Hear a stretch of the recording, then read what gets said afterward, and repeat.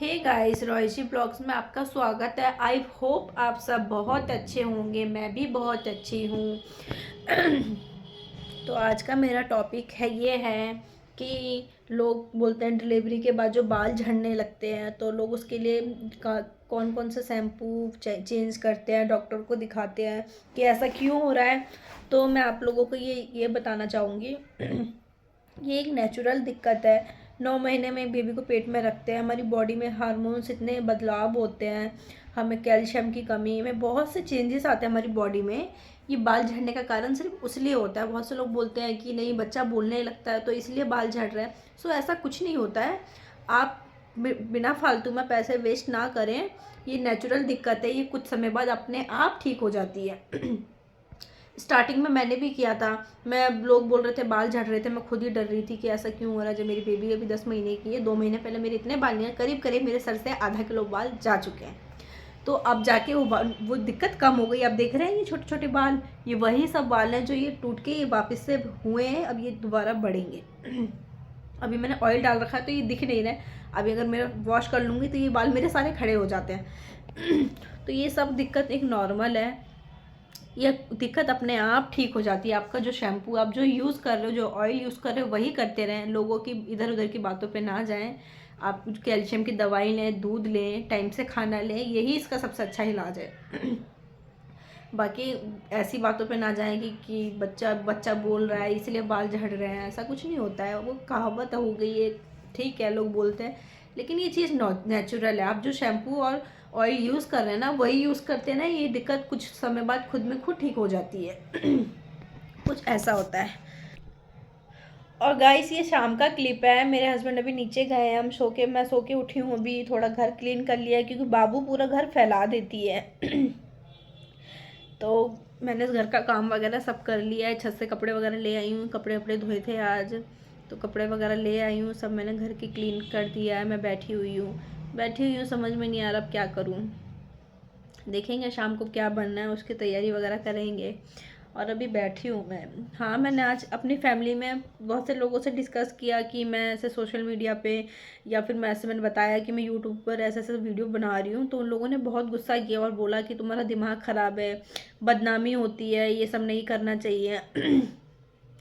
तो मैं आपसे वही कहना चाहूँगी, क्या वो लोग मुझे ऐसा ऐसा मना कर रहे हैं, मुझे वीडियो बनानी चाहिए कि नहीं बनानी चाहिए? मेरी स्टार्टिंग ही है और लोग सब मुझे मना कर रहे हैं। बट मैं चाहती हूँ बनाना, क्योंकि मैं घर में पूरा दिन अकेले रहती हूँ, मेरा टाइम पास नहीं होता है।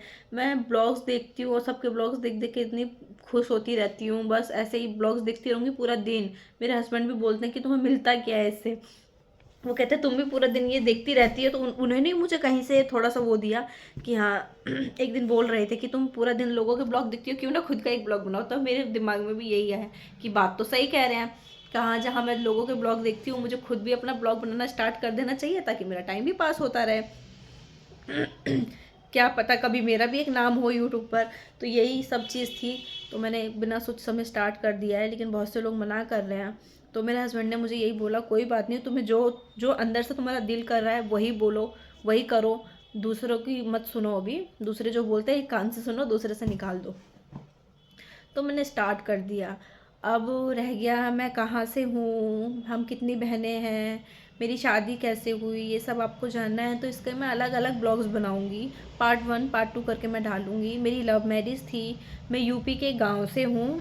हम 4 बहनें हैं, हम चारों बहनों की शादी हो चुकी है। मेरे एक भाई है, मेरे से बड़े हैं, उनकी भी शादी होने वाली है।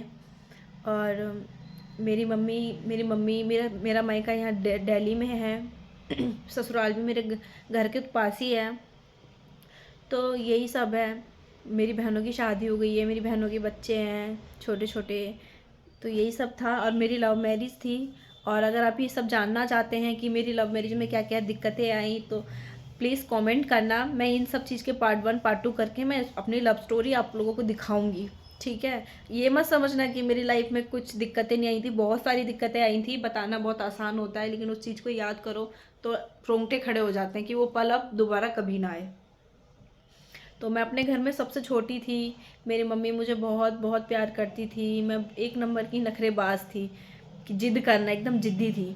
छोटी थी ना सबसे, मम्मी के साथ तो मेरी अटैचमेंट बहुत ही ज़्यादा थी। जब मेरी शादी हुई है सबसे ज़्यादा दुख मेरी मम्मी को हुआ।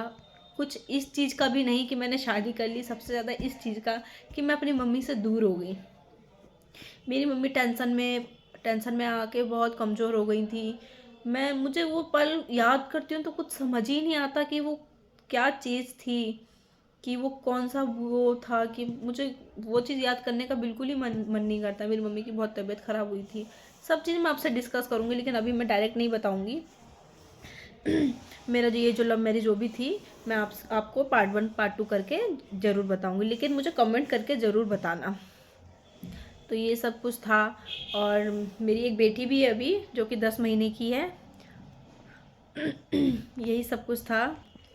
बाकी जो भी है, मेरे हस्बैंड मेरे ऊपर मुझे बहुत सपोर्ट करते हैं, मुझसे प्यार भी बहुत ज़्यादा करते हैं। मेरा सुख दुख में हर चीज़ में मेरे साथ देते हैं। आज मेरी तबीयत ख़राब है, दवाई लेने गए थे वो घर में, उन्होंने मेरे साथ सारे मैं उठ के मैंने जो भी थोड़े बहुत काम किए, उन्होंने साथ में मेरे लग के साथ घर के सारे काम करवाए। उनका ऐसा नहीं है कि मैं जेंट्स हूँ, जेंट्स बाहर ही काम करते हैं, उनका ऐसा कुछ नहीं है। वो मेरे साथ घर में हर एक काम कर लेते हैं जो औरत कर सकती है, वो सब कुछ काम करते हैं वो घर में। ऐसा कुछ नहीं है कि हाँ मैं आदमी हूँ, बर्तन नहीं धो सकता हूँ, मैं खाना नहीं बना सकता हूँ। वो मेरी पूरी हेल्प करते हैं क्योंकि उनको पता है मेरी तबीयत ठीक नहीं है। यही सब। और हाँ गाइस, हमारी कास्ट भी सेम नहीं है। ये बिहार से हैं और मैं यूपी से हूँ। हमारी शादी में बहुत सी दिक्कतें आई थी, लेकिन मैं आपको सब कुछ बताऊंगी। सो प्लीज़ मुझे ढेर सारे कमेंट करना, मेरा चैनल ज़्यादा से ज़्यादा शेयर करना, सब्सक्राइब करना, बेल आइकन प्रेस करना, मुझे सपोर्ट करना। मुझे आपकी प्यार की बहुत ज़रूरत है। प्लीज़ प्लीज़ प्लीज़ गाइस, ज़्यादा से ज़्यादा शेयर करें।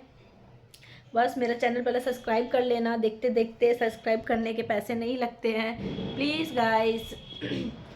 यही सब है। अभी मैं नई न्यू ब्लॉगर हूँ, तो अभी मेरे पास कोई टॉपिक तो बहुत सारे हैं, लेकिन मैं एक एक करके डालूँगी। लेकिन प्लीज़ मुझे कमेंट में ज़रूर ये सब ज़रूर बताना। हाँ, अगर मुझे कमेंट आया कि आप मेरी लव स्टोरी जानना चाहते हैं, किसी एक का भी कमेंट आया तो मैं ज़रूर डालूँगी, नहीं तो नहीं डालूँगी। आज के लिए इतना ही। ये ब्लॉग छोटा ही रखते हैं। नेक्स्ट ब्लॉग मैं आपके लिए लेकर आऊँगी बहुत जल्द। अब रोज़ मैं एक ब्लॉग डालूँगी। तब तक के लिए बाय।